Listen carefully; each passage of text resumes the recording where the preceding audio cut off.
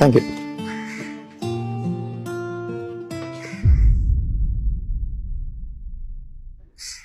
Oh my God, you fool. கொஞ்சமாச்சும் அறிவு இருக்கா இல்லையா? சார் சாரி சார் தெரியாம நடந்துருச்சு. இவ்வளவு இடம் இருக்கும்போது கார் பக்கத்துல யூ டர்ன் போடுவியா? சார் எல்லாரும் பாக்குறாங்க சார். நான் பண்ணது தப்புதான். இதுக்கு எவ்வளவு காசு ஆகும்னு சொல்லுங்க, நான் கொடுத்துறேன். எவ்வளவு கொடுப்ப? சொல்லு, எவ்வளவு கொடுப்ப? இந்த காரோட விலை 13 லட்சம் ரூபாய். அது மட்டும் இல்ல, இந்த காருக்கு இந்த பெயிண்ட் தான் வேணும்னு கேட்டு வாங்கியிருக்கேன். இந்த கார் பெயிண்ட்டுக்கு மட்டுமே 2 லட்சம் ரூபாய் செலவு பண்ணிருக்கேன். உன்னால 2 லட்சம் ரூபாய் கொடுக்க முடியுமா? சொல்லு. இது பெரிய கோட்டீஸ்வரி மாதிரி காசு கொடுக்கலன்னு வாய விட்ட. இப்ப காசு எடு.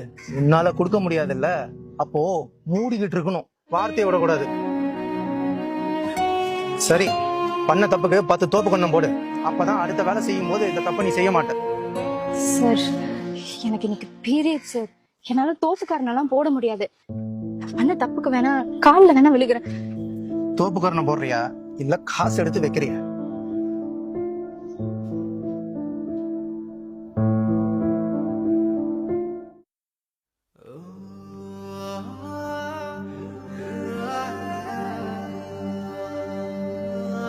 சார், நீங்க பண்றது ரொம்ப தப்பு சார். எது சரி எது தப்புன்னு நீ எனக்கு சொல்ல வேண்டாம். ஆமா, நீ யாரு? சிஸ்டர், நீங்க தோப்புக்காரலாம் எதுவும் போடாதீங்க, நிறுத்துங்க சிஸ்டர். இது உனக்கு தேவையில்லாத வேலை. மத்தவங்க மாதிரி வேடிக்கை பார்க்க தானே வந்த, அந்த வேலையை பாரு.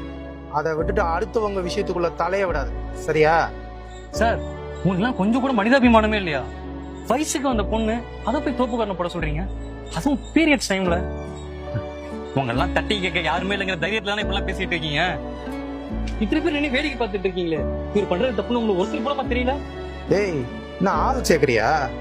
போலீஸ் கால் பண்ணவா? கூப்பிடுங்க சார், வரட்டும் பாத்துக்கலாம். அண்ணா இந்த விஷயத்த போலீஸ் எல்லாம் கொண்டு போறாங்க அண்ணா. சார், நான் பண்ண தப்புக்கு நான் தோப்புக்காரனே போடுறேன் சார். சிஸ்டர், தோப்புக்காரலாம் நீங்க போடாதீங்க சார்.